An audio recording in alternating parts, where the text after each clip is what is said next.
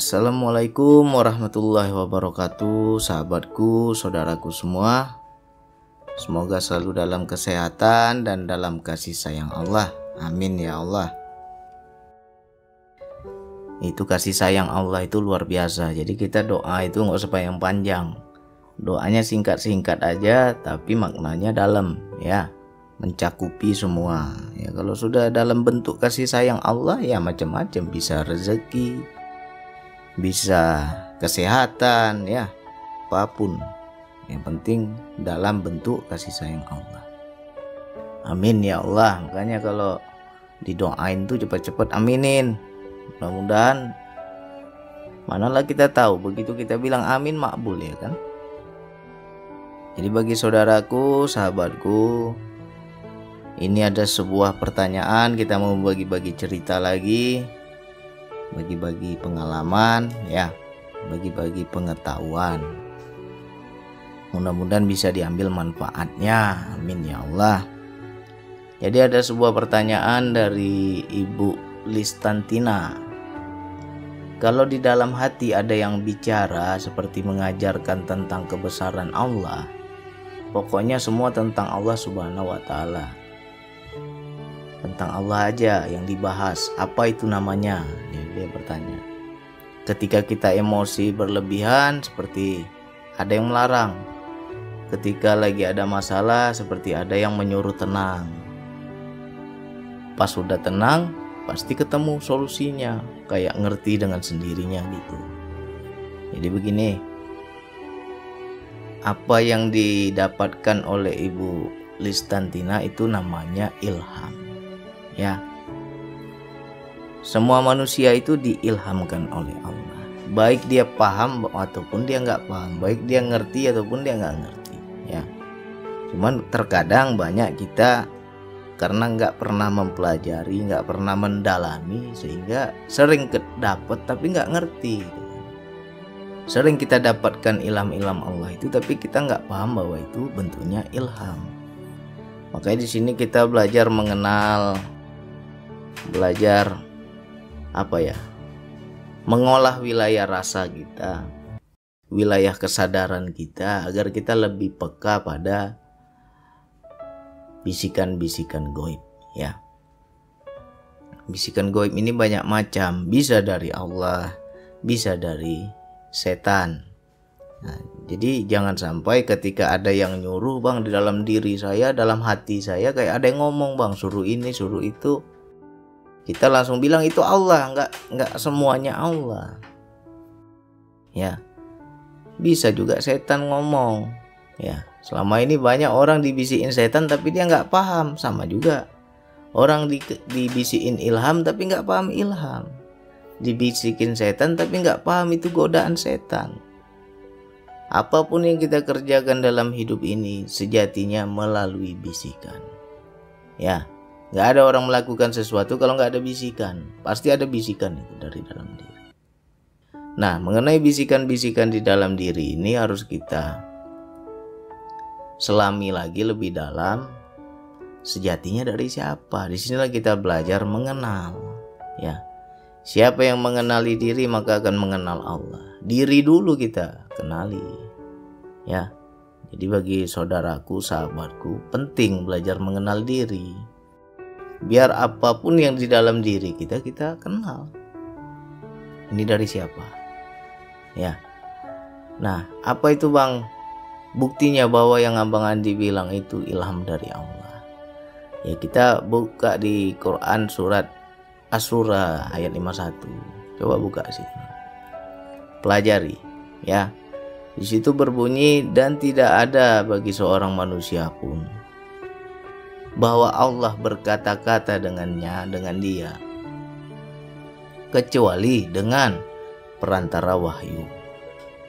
Jadi nggak ada tuh istilah Allah tatap muka langsung gitu, nggak ada. Selalu Allah bicara itu melalui perantara. Pertama wahyu, kedua belakang tabir, dan yang ketiga dengan mengutus seorang utusan, nah itu malaikat ya.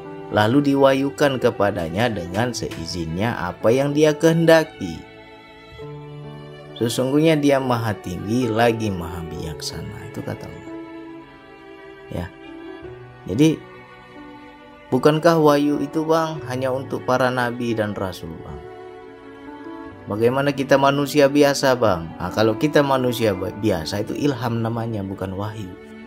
Allah juga bicara, karena di situ Allah bilang manusia. Ya, di ayat awal ayat tadi apa dibilang? Dan tidak ada bagi seorang manusia pun. Di situ nggak disebut rasul, nggak disebut nabi. Di situ disebut manusia. Jadi karena Allah berkata manusia, berarti kita punya kesempatan yang sama. Kita juga diilhamkan oleh Allah. Ya. Jadi kita bedakan makna wahyu dan ilham itu, bedanya adalah sebenarnya kita semua itu diwahyukan oleh Allah, ya. Seperti ayat yang lain, Ibu Musa itu bukan nabi, ya, manusia biasa. Tapi diwahyukan. Kami wahyukan kepada Ibu Musa, susuilah dia. Setelah kenyang lalu hanyutkan ke sungai, ya kan? Jadi ketika Nabi Musa waktu kecil tuh hendak dihanyutkan ke sungai, Ibu Nabi Musa diwahyukan. Ya. Nah, atau ayat yang lain, Allah bilang kepada lebah, kami wahyukan kepada lebah. Apa dibilang? Buatlah rumah sarang di bangunan-bangunan yang dibuat oleh manusia, di gunung, di hutan, ya kan? Nah, jadi kalau kita mau pahami definisi wahyu, itu maknanya perintah, ya. Jadi Allah berkata-kata itu bukan seperti kita macam manusia, berkata-kata tanya kabar, berkata-kata ngalur ngidul, enggak. Allah kalau sudah berkata-kata pasti ada perintah. Ya. Nah, mungkin kebijakan sebagian ulama biar tidak ada yang mengaku nabi, tidak ada yang mengaku rasul, makanya dibedakan. Kalau kita manusia biasa namanya ilham. Nah, jadi kita kaji tentang ilham. Ilham ini apa Bang? Ilham ini adalah suatu perintah yang dihujamkan langsung di dalam diri manusia. Kita disuruh apa oleh Allah? Disuruh ini, disuruh itu. Allah berkata begini, Allah berkata begitu. Tapi bentuknya perintah. Pasti bentuknya perintah. Jadi ilham ini juga kalau kita mau kaji lebih dalam, luas maknanya. Bukan dalam bentuk bisikan saja. Allah berkata-kata juga bisa lewat rasa. Ya. Jadi yang seperti Ibu Tina bilang tadi, Bang, saya di dalam diri kayak ada yang bicara, Bang. Mengajarkan tentang kebesaran Allah, ya. Habis itu ketika saya emosi ada yang larang di dalam diri saya. Kayak ada yang suruh, tenang kamu, jangan terbawa emosi. Jangan kamu turuti kali emosi, disuruh tenang saya. Ya, itu bentuknya bisikan. Bisikan juga dibagi dua lagi. Bisikan ini ada bentuk suara, ada bentuk tanpa suara. Jadi kita jangan semua bisikan kita anggap itu Allah yang ngomong, nggak boleh. Ciri Allah berkata-kata, ciri Allah berbicara itu tanpa huruf, tanpa suara, tapi kita paham kalimatnya.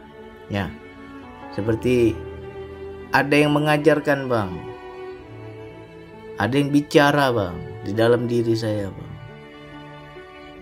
Saya seperti dimarahi, saya seperti dilarang, nggak boleh emosi. Ya, itu bentuknya bisikan, ada suara atau enggak? Kalau enggak ada suara, itu Allah. Tapi kalau ada suara di dalam kepala, itu setan. Bedanya begitu. Ya, makanya banyak orang gila itu di dalam kepalanya itu banyak kali yang membisiki, itu setan. Itu dalam kepalanya itu kayak ada suara, itu setan. Orang halusinasi, ya kan, orang mabuk, apalagi kalau yang suka narkoba itu, nah di dalam dirinya itu seringkali masuk bisikan itu. Ya, nah itu kalau bentuknya ada kata, ada huruf, ada suara, itu berarti setan. Kalau dia nggak ada huruf, nggak ada suara, nggak ada kata-kata, nggak ada kalimat, tapi kita paham nih disuruh apa, itu ilham namanya. Allah yang ngomong, berkata-kata, berbicara di dalam diri kita, kita paham maknanya apa, disuruh apa paham kita. Ya, itu dalam bentuk apa? Ya, itulah yang dikatakan ilham dalam bentuk perintah bisikan. Lantas perintah yang kedua bang, ilham yang lain yang mana bang? Dalam bentuk rasa. Contoh, ini contoh, sering terjadi tapi kita nggak pernah melihat itu Allah. Sering terjadi tapi kita nggak pernah memahami bahwa Allah itu sedang ngomong.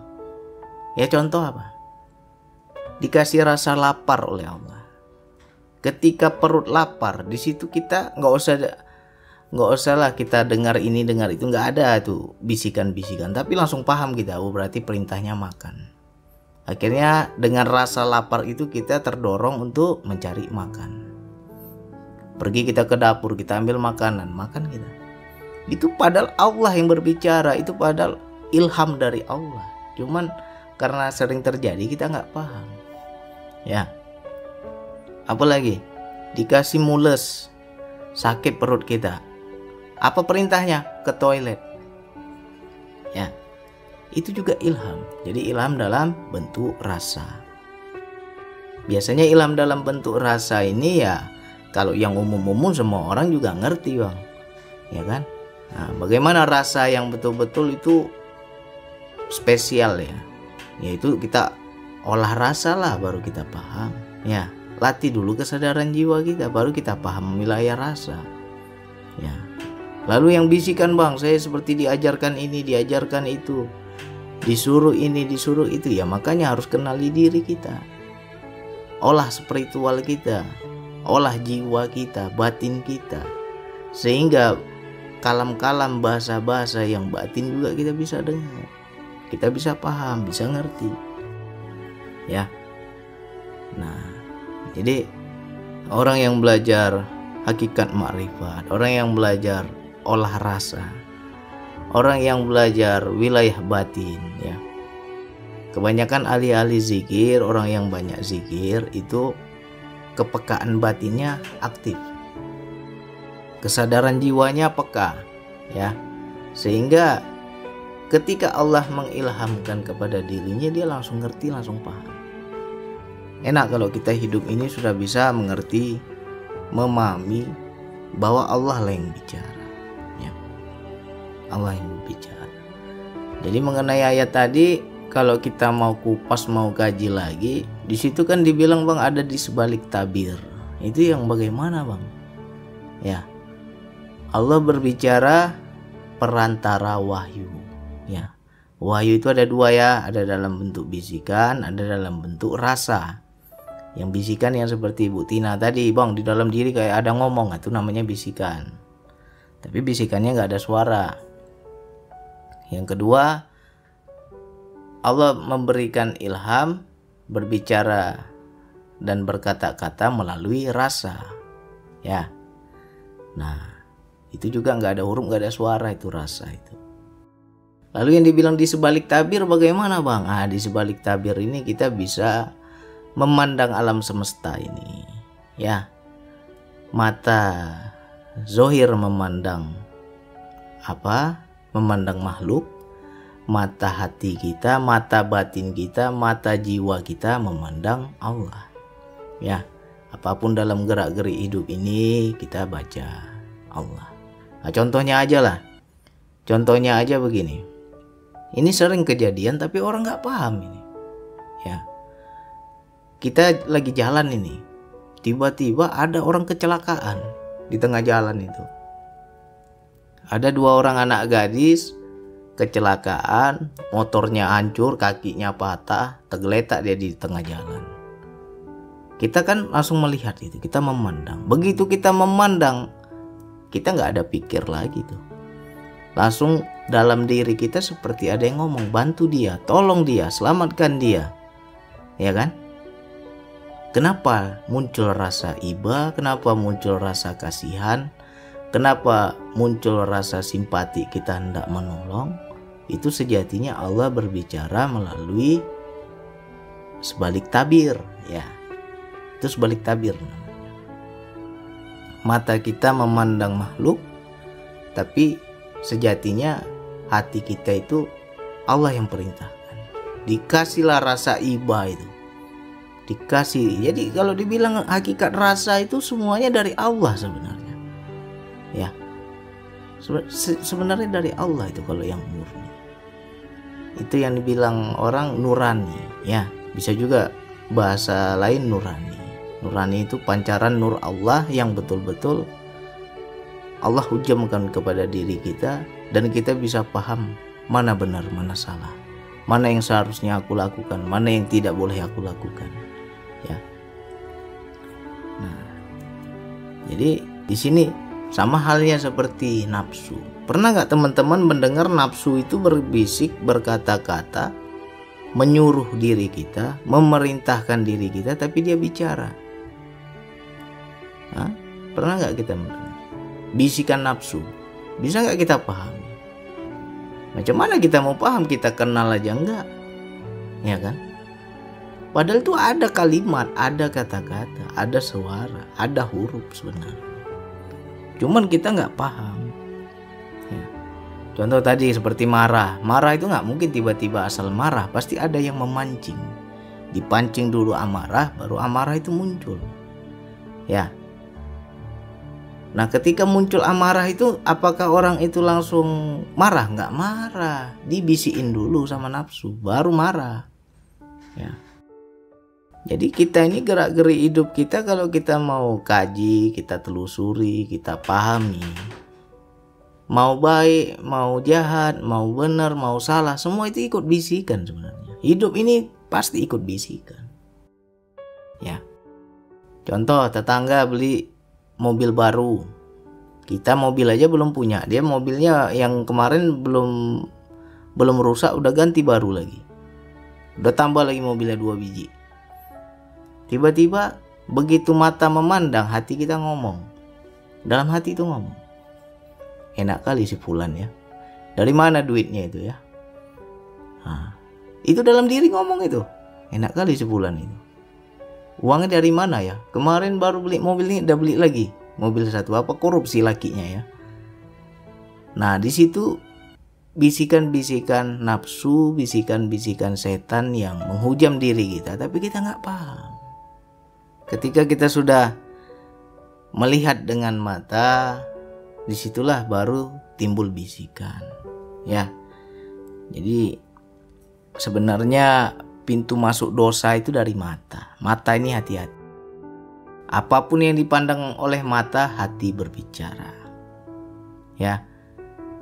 Makanya banyak orang jadi iri dengki, jadi nggak senang sama tetangganya, jadi iri sama tetangganya. Karena apa? Matanya melihat. Ketika matanya melihat, hatinya nggak bersih, muncul bisikan, ya kan? Ya, enak kali dia hidupnya, enak kali dia begini, enak kali dia begitu, kamu nggak punya apa-apa. Akhirnya timbullah rasa iri. Nggak mungkin orang asal iri aja, kalau dia nggak mandang dulu baru iri. Jadi pintu masuk semua dari mata. Seperti ada sebuah pantun Melayu, dari mana datangnya lintah? Dari sawah turun ke kali. Dari mana datangnya cinta? Dari mata turun ke hati. Itu bukan cinta aja sebenarnya. Setan, nafsu, semua itu dari mata, ya. Dari mata pasti turun ke hati. Melihat tetangga hidupnya senang, kita hidupnya susah, hati bicara, nafsu bicara, setan bicara, semua bicara, ya kan? Dibisikin kita begini begitu, akhirnya timbullah iri hati, timbullah iri dengki, ya kan? Nah, kita belajar itu harus sampai bisa mengenal segala bisikan itu. Gak bisa kita kenali kalau kita nggak paham tentang rasa, nggak paham tentang kesadaran jiwa, nggak paham tentang wilayah kebatinan. Makanya dilatih, harus dilatih tuh wilayah batin kita, kesadaran jiwa kita, biar kita memahami bisikan-bisikan, ya.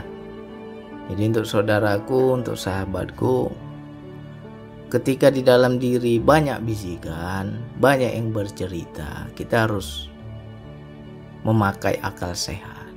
Ya. Kita jangan asal ikut-ikut bisikan. Disuruh ini ikut, disuruh itu ikut, diperintah ini ikut, diperintah itu ikut. Rupanya setan pula yang bisik. Ya. Coba kita lebih banyak bercengkerama, lebih banyak berbicara. Kita belajar lebih banyak berkomunikasi kepada Allah. Padahal setiap detik, setiap menit, setiap jam, setiap hari Allah tuh selalu berbicara. Cuman kita nggak pernah paham macam mana Allah bicara. Ya, Allah bicara itu yang paling sering, itu Allah bicara itu ada 3 tadi.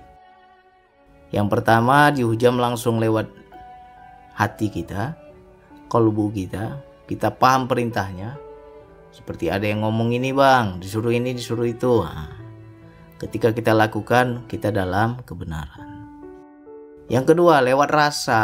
Kok rasanya kayak disuruh ke sana ya? Kok rasanya kayak disuruh ke sini ya? Nah, ketika kita ikutin rasa itu, benar. Ternyata kita dalam kebenaran. Nah, yang ketiga, belakang tabir. Ya. Belakang tabir. Belakang tabir bisa kita lewat apa? Makhluk hidup, ya. Lewat alam semesta. Lewat orang lain bisa juga. Ya.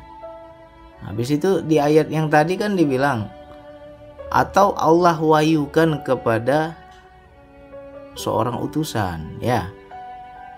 Allah mengutus seorang utusan lalu diwahyukan kepadanya dengan izinnya. Nah, ini ada 2. Kalau para nabi Allah mengirimkan malaikat, ya, dengan wujud, ibaratnya dengan wujudnya disampaikanlah pesan-pesan Allah itu. Utusan ini kan bisa kias. Contoh begini, kita mendengar mendengar ceramah, bisa di TV, bisa di radio, bisa di YouTube. Begitu seorang ustadz atau seorang ulama memberikan ceramah, terhujam di hati kita, kena sama kita. Kok ini seolah-olah Allah yang tegur aku ya, tapi lewat lisan Pak Ustadz ini, ya. Begitu aku dengar ceramahnya, kena pada diriku. Itu tandanya Allah mengirim utusan. Itu juga wahyu, itu juga ilham, ya. Nah, apakah kita ketika dengar ceramah ada yang kena, ada yang enggak, ya kan? Ada orang ketika dengar ceramah bisa nangis dia, bisa pokoknya kena kali di hatinya, ya. Ada juga kita dengar ceramah biasa aja, nggak masuk itu, nggak dapat kita pesan yang dia sampaikan itu ke diri kita nggak masuk. Nah, kalau itu ada yang masuk, berarti orang itu memang betul-betul salah satu utusan yang Allah kirimkan untuk diri kita. Itulah bisa makna utusan, bisa makna sebalik tabir, bisa makna ilham tadi atau wahyu tadi, ya. Jadi wahyu itu ada 2, ada yang melalui utusan, ada yang langsung, ya. Kalau langsung di hati kita itu seperti disuruh ini, disuruh itu, ya. Jadi jangan sampai kita menganggap wahyu itu wahyu untuk nabi. Kalau kita manusia biasa lebih enak kita bilang ilham, ya. Diilhamkan kita. Disuruh ini, disuruh itu, ya. Jadi kalau mau dikaji-kaji lagi hakikat ilham ini ya luas. Di ayat yang lain Allah bilang kamilah yang mengajarkan seseorang, ya. Kamilah yang memberikan ilmu, kami yang mengajarkan manusia. Macam mana Allah ngajarin itu? Allah memberi ilmu kepada manusia macam mana? Pasti ada bisikan itu, tanpa huruf, tanpa suara. Bisa juga lewat rasa, ya kan? Kenapa manusia bisa pintar? Kenapa kita bisa lebih daripada binatang, ya kan? Contohnya aja ini api lah. Kenapa Allah memberikan amanah api kepada manusia, ya kan? Yang bisa menyalakan api itu hanya manusia. Coba binatang bisa dia menyalakan api, diamanahkan api, bisa-bisa terbakar hutan semua itu. Ini nggak pernah kita kepikiran begitu kan? Kenapa hanya manusia? Ya, siapa yang mengajarkan api kepada manusia? Ya, kalau kita dari dulu belajar tentang sejarah, kita nonton film-film orang zaman purbakala dahulu, ya, zaman dia buat api dari batu, dia gesek batu jadi api. Siapa yang mengajarkan itu? Kenapa dia bisa berpikiran seperti itu?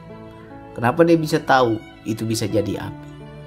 Ya, Allah bicara itu sebenarnya, ya kan? Jadi apapun kehebatan kita, kemampuan kita, apalagi kebisaan kita, itu Allah ngomong tiap hari, ya kan? Jadi kalau kita hebat, kita pintar, kita berilmu, kita bisa begini, bisa begitu, jangan kita akui itu kita yang hebat. Sejatinya Allah lah yang mengajarkanmu, ya kan? Makanya kita dengar ada orang bodoh, ada orang pintar, ada orang cepat nangkap, ada orang yang lelet, ya kan? Lambat kali loadingnya. Di ngomong samanya harus berkali-kali baru dia masuk. Kalau sekali ngomong nggak masuk dia. Kenapa itu servernya kok nggak sama gitu kan? Itu Allah semua. Dikasih kita kelebihan, ya, dikasih kita yang kecerdasan. Allah semua itu yang mengajarkan kita. Jadi tinggal bagaimana kita ini manusia, ya banyak-banyak bersyukur, banyak-banyak memahami, ya. Pelajari lagi wilayah rasa, pelajari lagi kita itu belajar berbicara kepada Allah, ya. Tuhan kita itu di Asmaul Husna ada dikatakan Allah itu maha berkata-kata, ya, kalam, ya. Allah itu berkata-kata. Berarti kalau Allah berkata-kata, bisa nggak kita paham seperti Allah, seperti apa Allah bicara, seperti apa Allah itu ngomong? Ini yang nggak pernah kita mau tahu, ya. Yang kita sembah itu yang maha berkata-kata, tapi pernah nggak kita ajak bicara? Pernah nggak kita ngerti dia ngomong apa? Bukan patung Tuhan kita, ya kan? Sedangkan orang sama patung aja mau dia ngomong, masa kita sama Tuhan yang maha berkata-kata nggak mau kita ngomong, nggak mau kita ajak bicara? Ini ilmu yang sangat jarang orang mau pelajari, ya kan? Cobalah berbicaralah sama Allah. Jangan tunggu susah, tunggu dompet kering, tunggu ada masalah, tunggu ada musibah, baru kita doa sama Allah. Masa kita ngomong sama Allah itu tunggu di saat doa saja, ya kan? Itulah kebanyakan manusia ini kalau kita bilang egois. Begitu banyak rahmat Allah, kasih sayang Allah di dalam hidup kita, tapi kita bicara sama Allah itu tunggu di saat susah.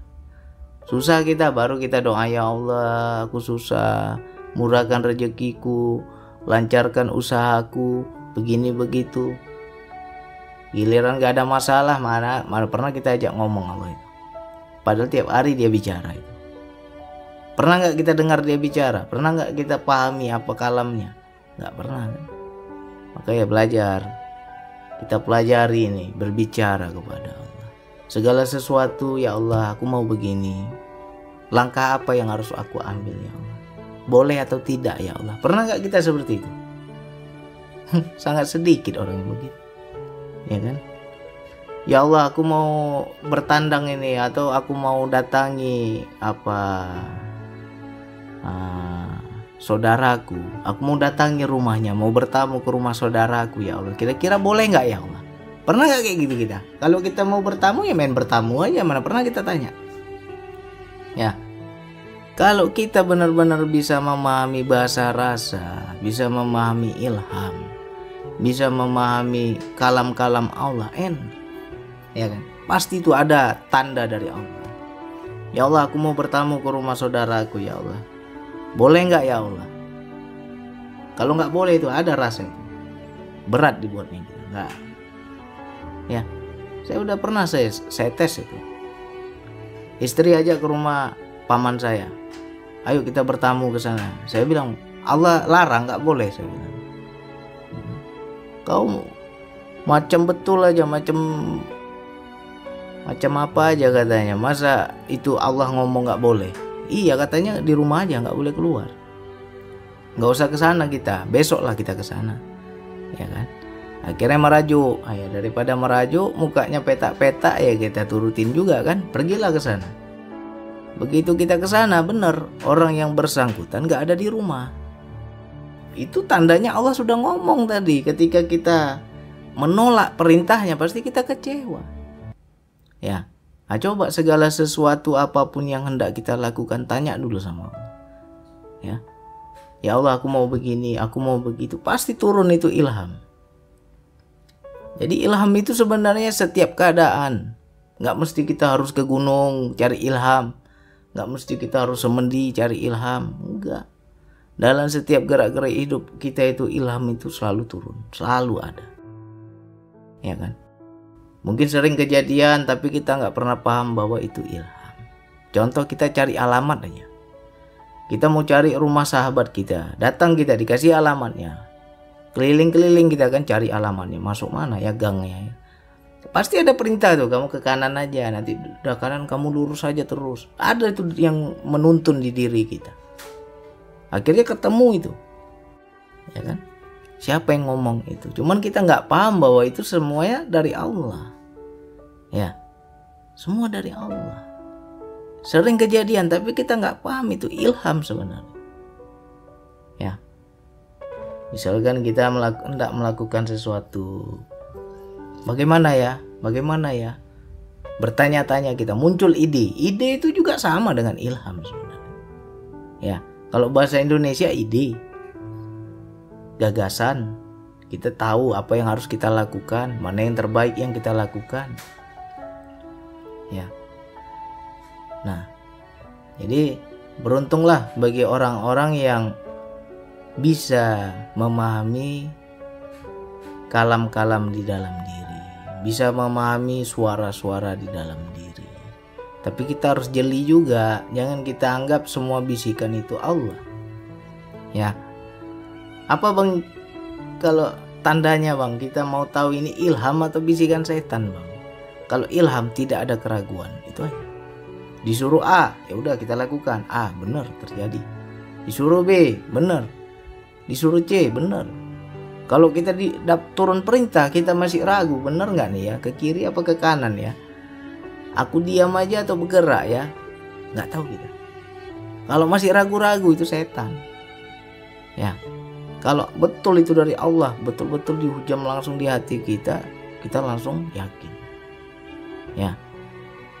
Nah, jadi mudah-mudahan ini mewakili pertanyaan kawan-kawan yang lain. Kalau teman-teman mendapatkan bisikan ya di dalam diri, bang, dalam diri ini kayak ada yang ngomong bang, ada yang bicara bang, nggak boleh begini, nggak boleh begitu. Lihat lagi perintahnya baik apa buruk. Jangan nanti asal ini aja kita, asal ikut pula, itu yang bahaya, ya kan? Itu yang berbahaya. Jangan asal ikutan. Seandainya perintahnya itu bertentangan sama syariat, ya kita jangan ikuti. Cerna lagi. Tapi terkadang juga ilham Allah itu ya di luar logika kita. Ilham dan wahyu itu di luar logika. Di luar logika bagaimana ya? Contoh, kita belajarlah dari kisah-kisah para nabi. Kisah-kisah para nabi macam inilah. Seperti Nabi Nuh. Kau buat bahtera di atas gunung, di atas bukit. Nggak masuk logika juga itu. Ya, kenapa nggak masuk logika? Di mana-mana orang buat kapal itu di tepi pantai, nggak ada di atas gunung, ya kan? Tapi karena itu wahyu dari Allah, itu perintah dari Allah, dan mereka yakin ini dari Allah, akhirnya mereka buat juga, ya kan? Dia buat juga itu di atas gunung, ya. Apalagi seperti Nabi Musa, kau bawa kaummu ke pantai sana. Padahal pantai itu jalan buntu waktu dikejar Firaun itu, ya. dikejar sama tentara Firaun, lari ke pantai. Di pantai nggak ada kapal. Ya, jalan buntu, mau kemana lagi orang ini lari? Nah, itu perintah juga. Tapi karena dia yakin pertolongan Allah, terbukti dalam kebenaran, bisa laut itu terbelah. Ya. Nah, sekarang kita berani nggak mengikuti perintah-perintah Allah, ilham-ilham Allah yang di luar logika kita, tapi kita benar. Ya. Tapi kita benar. Nah, ini wilayah ini nggak bisa asal ikut, harus butuh pembuktian dalam hidup. Buktikan dalam hidup. Ya. Kita harus benar-benar istilahnya ya betul-betul kenal perintahnya. Harus dibuktikan. Ya kan? Macam saya dulu disuruh di rumah jangan keluar. Ya. Tetap saya ikut juga kemauan istri kan. Begitu saya ke sana nggak ada orangnya. Ya kan? Padahal Allah ada bilang kamu nggak usah ini. Nggak usah keluar rumah. Di rumah aja. Jadi bedanya ilham dan firasat, ini ada juga yang nanya. Bang, bedanya ilham sama firasat apa, Bang? Kalau ilham, Allah memberi perintah tapi kita nggak tahu apa yang akan terjadi. Itu ilham. Ya, macam saya tuh. Kamu di rumah aja nih, nggak usah keluar rumah, nggak usah kamu ke rumah pamanmu. Tapi Allah nggak bilang bahwa ternyata paman saya itu lagi nggak ada di rumah. Allah nggak bilang. Cuman Allah beri perintah nggak usah keluar rumah, itu aja. Nah, itu namanya ilham. Ya, kalau firasat, kita sebelum datangi rumah paman saya, misalnya saya sebelum datangi rumah paman saya udah tahu bahwa paman saya itu nggak ada di rumah. Itu namanya firasat. Jadi firasat itu sudah tahu sebelum terjadi. Tapi kalau ilham kita nggak tahu, diperintahkan tapi kita nggak tahu apa yang akan terjadi. Nah, setelah diikuti kita dalam kebenaran. Nah, begitu juga dalam hidup ini. Bisa nggak kita yakin tapi kita nggak tahu nih apa yang akan terjadi. Tapi ini perintahnya jelas ini. Saya disuruh ini, saya disuruh itu, saya diperintahkan ini, diperintahkan itu. Nah, wilayah ini butuh pembuktian. Dapat perintah A, lakukan. Apa perintahnya? Oh, ternyata benar. Hikmahnya begini, kita pahamkan. Nah, besok disuruh lagi. Oh, hikmahnya begini. Lama-lama kita yakin. Ya. Jadi bagi saudaraku, sahabatku, jangan hanya kita belajar zikir aja, tapi kita harus belajar lagi mengenai rasa, mengenai kesadaran, mengenai ilham-ilham Allah ya. Coba kita peka lah, baca perintah Allah apa nih? Itu ada 3 tadi itu ya. Allah bicara dihujamkan langsung di hati kita. Yang kedua, Allah bicara melalui rasa. Dan yang ketiga, Allah berbicara perantara utusannya ya. Bisa jadi lewat tetangga memberikan nasihat pada kita. Kita kena tuh di hati kita tuh. Oh, ini Allah yang tegur aku ya kan? Atau lewat teman nasihatin kita. Oh, ini Allah yang tegur aku ya. Nah, begitulah cara Allah berbicara kepada manusia.